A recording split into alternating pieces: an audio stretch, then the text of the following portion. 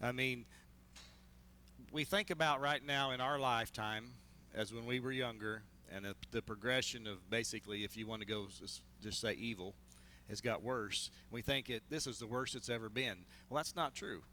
We go in cycles. Okay, so this morning, what I want to speak about is just kind of talking about how we live our life and how we go and what path we take. We get to choose that. God wants to direct us. God will give us wisdom and comfort and strength and all of those things.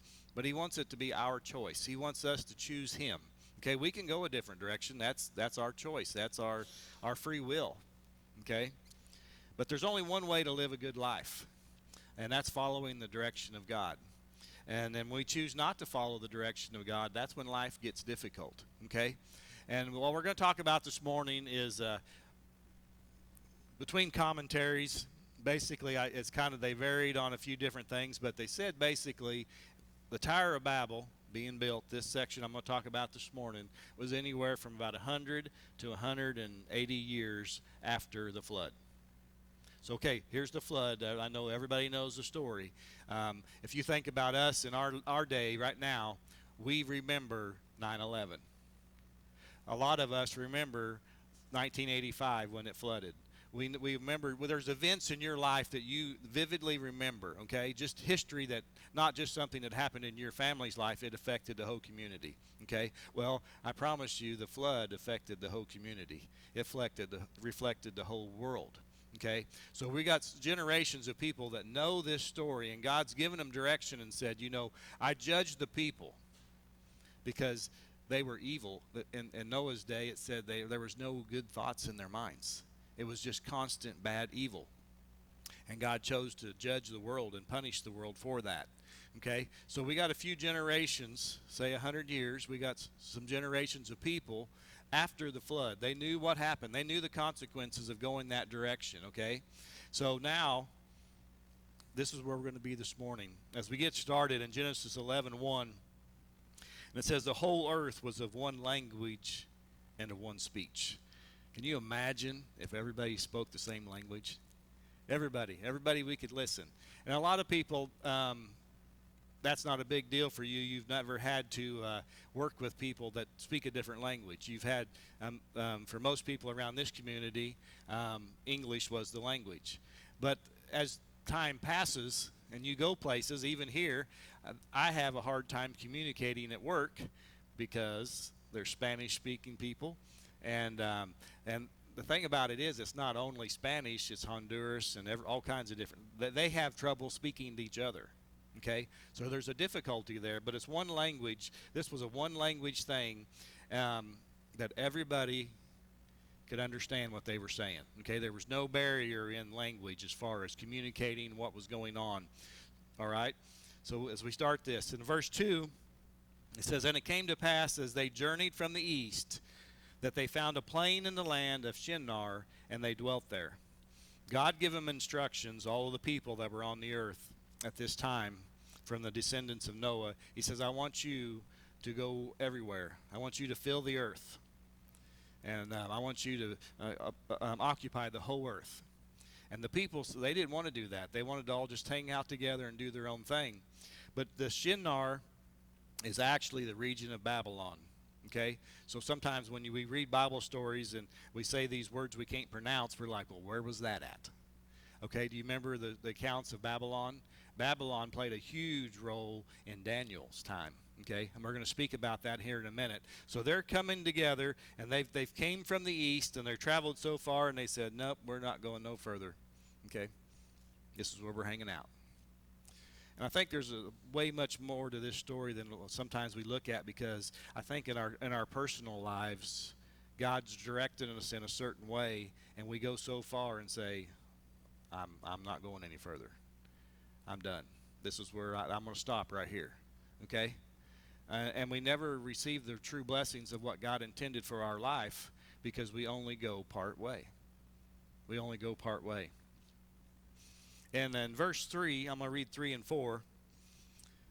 And they said one to another, go to, let us make brick, and burn them thoroughly. And they had brick for stone, and slime had they for mortar. And they said, go to, let us build us a city and a tower, whose top may reach unto heaven. And let us make us a name, lest we be scattered abroad upon the face of the whole earth. In these two verses, it speaks of God had given them direction, and they said, we want to build our own city. We want to go our own way.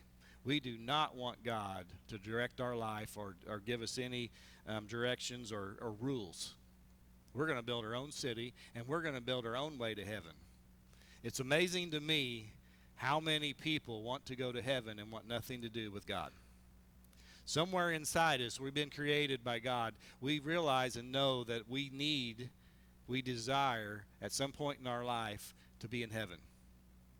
We have that desire. That's in us because we were created by God. And different paths, different decisions, we choose not to or throughout time. But these people sat down and they decided, we're going to build our own life. We don't want nothing to do with God. We're going to build our own life. We're going to build our own city. We're going to build our own tower, and it's going to reach into heaven. We're just going to build a building, and we can just climb to heaven. This is where they were at right now. They were just going to do this. This was a rebellion against God and his commandments or direction for their life. And the Babylonians, if you look through history, they built these towers, and these towers, basically, they was really pretty good size, and they had a ramp from the bottom to the very top. Okay? So we think, well, maybe I just don't want to go to church, or I just don't want to believe in God, but they go way further than that, because that is actually where they did human sacrifices. Okay? Throughout time, a little later on past this time, they built this golden image, this metal beast, like a calf, I think it was.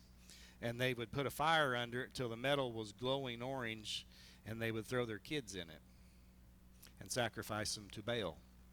Baal was the image of the beast. Okay? So here's what I'm going with this point, is that they decided, I don't want someone to give me rules. I don't want someone to direct my life. I'm going to do anything I want. And the progression of walking away from God, they felt it was necessary to sacrifice their own children to appease this fake God. This is real story. This isn't fiction or sci-fi. This happened. Okay? And they said, let us build this. Let us do this. And then they get more rules and more consequences. And you look at some of the religions today, the Muslims have 1,000,001 rules. I mean, it's very strict. You do this, this, and this, and this, and this, and don't mess up. And if you mess up, you won't go to play. They have a paradise too, they say. We think about when we walk away from God and his direction for our life, we take on a lot more conflict. We take on a lot more demands upon our life. As a Christian, God's forgiving. He loves us. Jesus Christ died on the cross. I mean, if we mess up today, that doesn't take away our salvation. Okay? But as they start to build this and they decide, we don't need God, we're going to be a God. We're just going to go up and build a tower to heaven, and we're going to do that for ourselves, not anything God wants. And no matter how high we put ourselves in life, and there's a lot of people that do, I want you to think about this, I guess, as I go back a minute. Where are all your big executives and all your CEOs and all those people? Where are they at? Where are their offices at? They're in skyscrapers on the top level. Millionaires and billionaires, where are their apartments? I guess they call them apartments, or their houses. They're in the penthouse. They're as high as they can get so they can look down upon the people. Okay? I can look down upon you. All right? And at some point in time, they think they get that high, that they're the highest thing on earth. They're the most important thing on earth. In verse 5 and 6, listen to this first phrase. And the Lord came down. No matter how high we build our life, or how big a pedestal we put ourselves on, the creator of this earth, he comes down to us. God is still above us. God is still in control. And the Lord came down to see the city and the tower which the children of men built. The children of men built. As they're building this tower and they're saying, we're just going to make our own way to heaven, is basically what they were saying here in this passage. We don't want God's rules. We just want all the rewards. In verse 6 it says, and the Lord said, behold, the people is one, and they have all one language. And this they begin to do, and now nothing will be restrained from them which they have imagined to do. This is a very important phrase right here, because it says when they start having these thoughts in their mind that they're gods and they can do anything they want without any consequences, anything they imagine, they're going to try to do it. Now this is in Genesis. What do you think the thought process right now is in this world? You think about it. Anything I can imagine, anything I want to do, it should be my right to do it. We're trying to change genders by a piece of paper. I mean, we can get into a whole nother sermon on a bunch of that, but think about it. And we went even past the genders, where we've also decided that we're animals, that we're cats and we're dogs and we're everything else. So this verse right here in verse 6 is very fitting for 2023, that anything that they can imagine, because it is an imagination, it's something going on in your head. Okay? What they're saying, when we say that, we say God made a mistake and I'm fixing it. Now just think about how serious that statement is. When a person takes the place and thinks, God made a mistake and I'm going to fix it. I'm going to make my life better. The next few verses speaks exactly how much control God has in this earth. There was nothing that they wouldn't do. In Genesis 11:7, it says, go to, let us go down, and there, and confound their language, that they may not understand one another's speech. All right, you just think about this, just in a small room of who's here, and we were going a direction God didn't want us to go, and God snapped his fingers, and every other one of you spoke a different language. And you could not understand the other person. This was a very simple thing. This was just language. But did God not show his power at that very moment? Because it just happened. This wasn't something over time they evolved and they did all this other stuff. No, God said, I'm changing your language right now. You all want to get together and rebel against me. I'm going to make it where you can't conversate. Right now. Just split second, right then. Families, you speak this language. That family speaks that language. The ones in the back speak that language.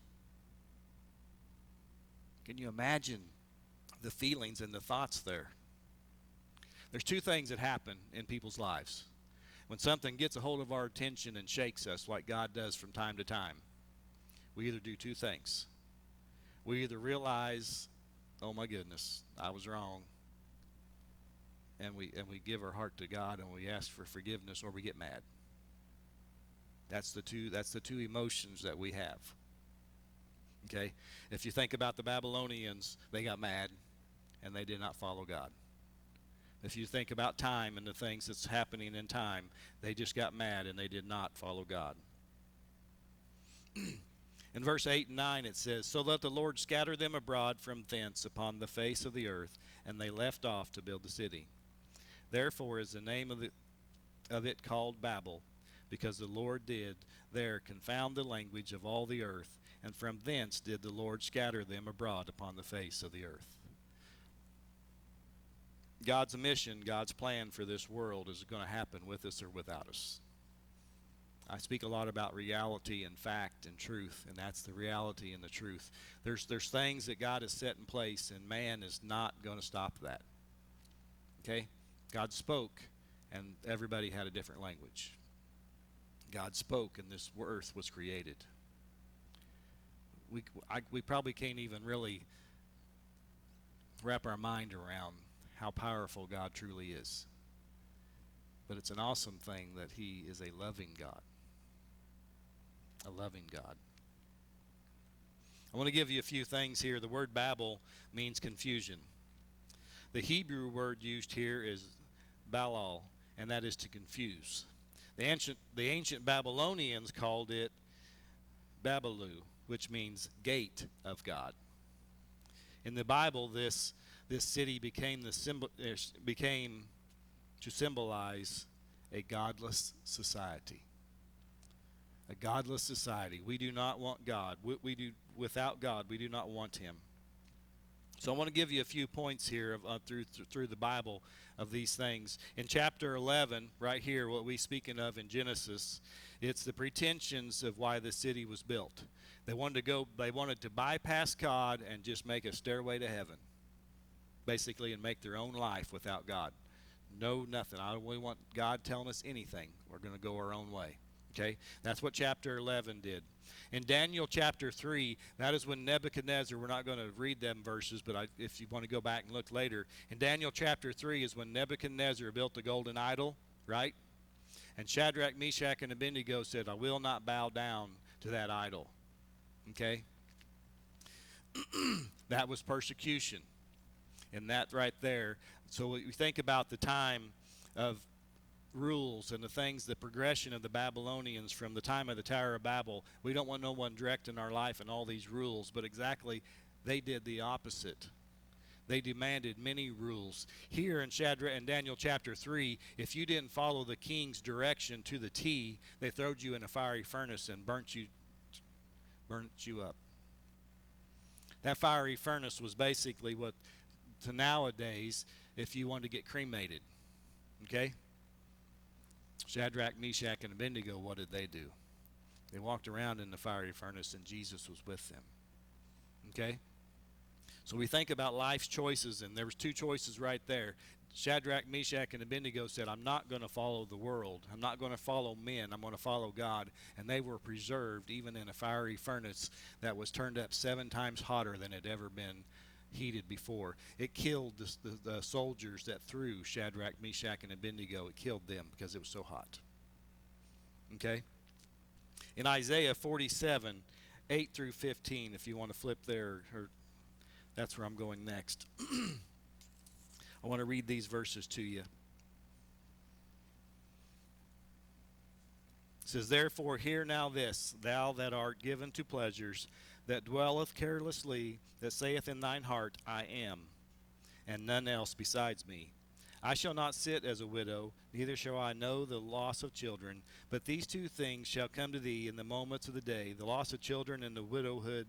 They shall come upon thee in their perfectness, for the multitude of thy sorcerers, and for the great abundance of thine enchantments. For thou hast trusted in thy wickedness, and thou hast said, None seeth me.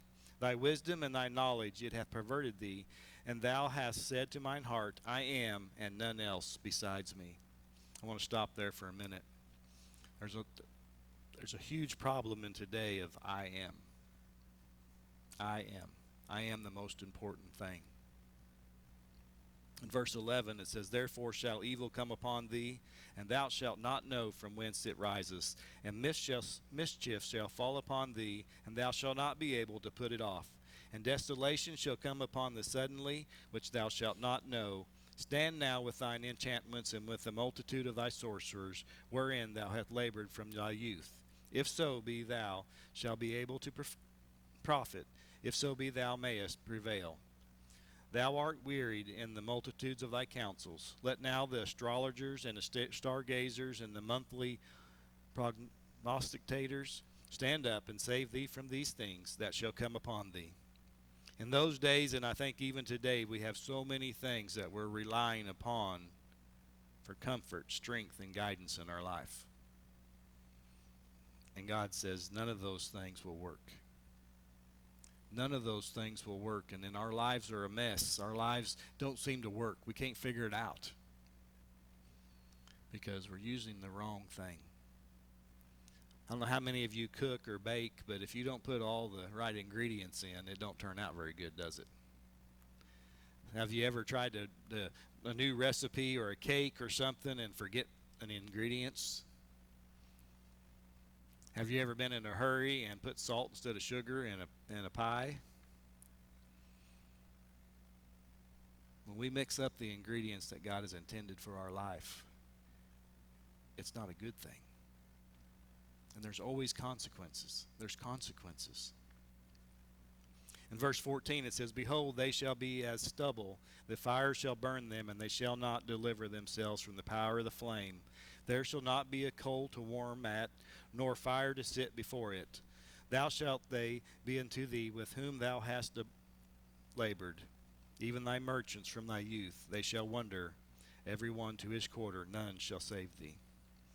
If Shadrach, Meshach, and Abednego would have said no to Nebuchadnezzar on their own power, on their own strength, say, "No, I just don't want to do what all you guys are doing," they would have been burnt in that fiery furnace. Them just making a stand against a king and rebelling against the king would not have saved their life. What saved their life was their faith in God the Father and Jesus Christ. See the difference? They went through that persecution. They went through that fiery furnace because of their faith. They were saved because of their faith. There's so many people today say, "I'm going to get to heaven my own way."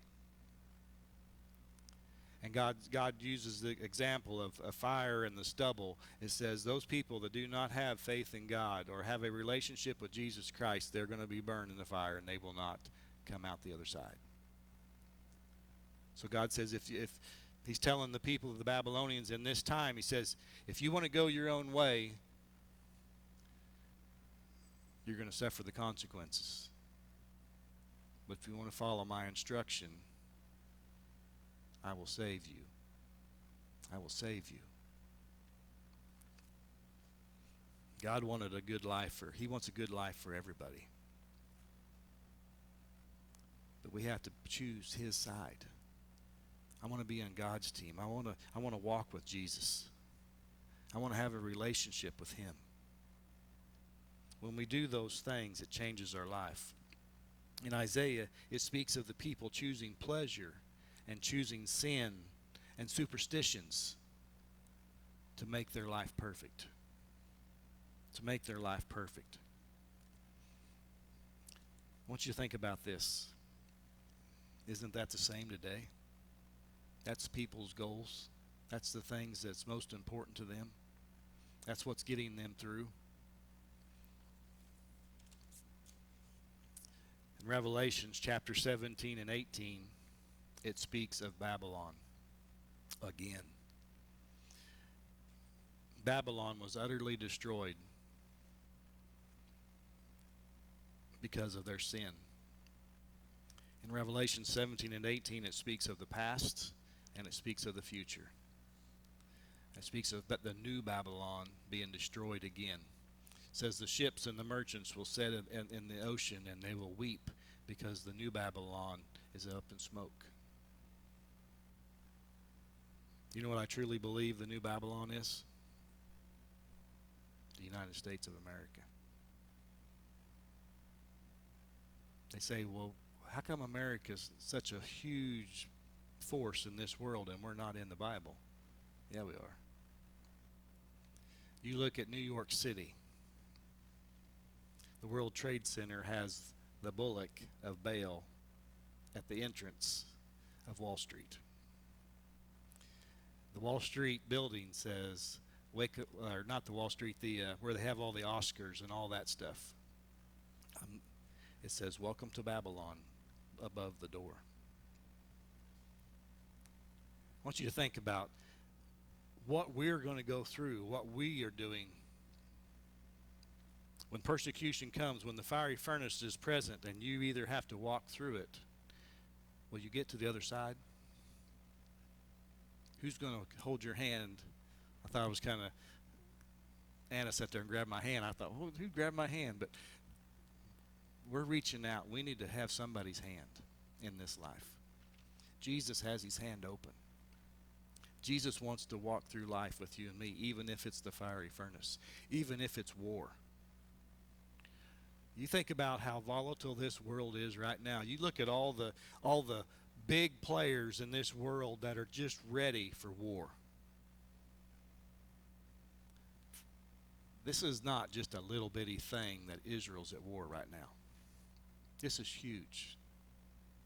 And if you start getting, like Ron said, if you start getting Russia and China involved, which they are because they're funding it, they just haven't come out and brought soldiers on the ground, but they're funding it. It's biblical. It's true. But in Revelations, it says the Babylon, the life that they built for themselves was destroyed. It was destroyed in Bible time, in the Old Testament time, and then in Revelations, it says in the time to come, the new Babylon that people have made, that have chosen to walk away from God and say, we're going to make our own life and our own world. God is going to destroy that one as well. So what he's saying here, he says, do you want to be a part of something that's going to be destroyed? Or do you want to be a part of something that's going to be preserved? That's the question God is asking us. As we get ready, I'm going to go ahead and read the commentary here. Actually, I'll just skip that. I want to go to Joshua chapter 24. I go to this verse a lot. I know it's totally different context for this, but different story. But I want you to think about this. Joshua was looking at the Jewish people, and this is what he said to them. If it seem evil unto you to serve the Lord, choose you this day whom you will serve. I want you to think about the examples that Joshua is using here. Whether it be the gods which your fathers served that were on the other side of the flood. I want you to think about that. The people that served those false gods that did all them awful things that were so terrible that God said, I'm just going to wipe them all out. They didn't survive the flood. Those people or their gods. Okay? Or the gods of the Amorites in whose land you dwell. He's speaking to the Jewish people. He says, you know those people that you defeated? Those evil people that were just done unthinkable things that God give you the strength and the ability to defeat. The land that you live in right now, the land that your houses are on. You want to serve those gods, or do you want to serve the God that defeated them? And here's what Joshua said to him. But as for me and my house, we're going to serve the Lord. As for me and my house, we're going to serve the one that will deliver us. As for me and my house, we're going to serve the one that created this world. The one that's still in charge of this world. The one that snapped his fingers or spoke and changed language. The one that spoke and created mountains and oceans and the stars and the moon and the sun. He spoke it into existence. We have a choice in our life. We can follow the direction of God, which will preserve your life. Or we can follow the ways of the world because they're funner, and our life be destroyed. That's the two choices in life. And over and over and over again, it's been the same story throughout time. Since Genesis to Revelations, people have chose to follow God or they chose not to. I always go back to this. Are you ready for what's coming? Are you ready for what's going to happen next week or next year? What if our cities and our streets look like Benghazi?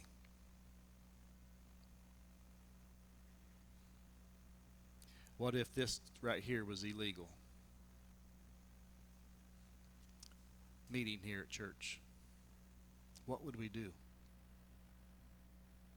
Would we know about God? Would we know His Word? Are we ready? One of the biggest reasons this Bible was written down was to prepare people for what's to happen, for what's to come, to be ready, not to be sideswiped and taken off guard. God does not want Christians to be taken off guard. He wants us to be prepared and ready. Prepared and ready. As we get ready to close, I'll just ask you this question once more. Are you ready? Are you prepared? We're going to play an invitation song. If just take this time if the Lord has spoken to your heart in any way.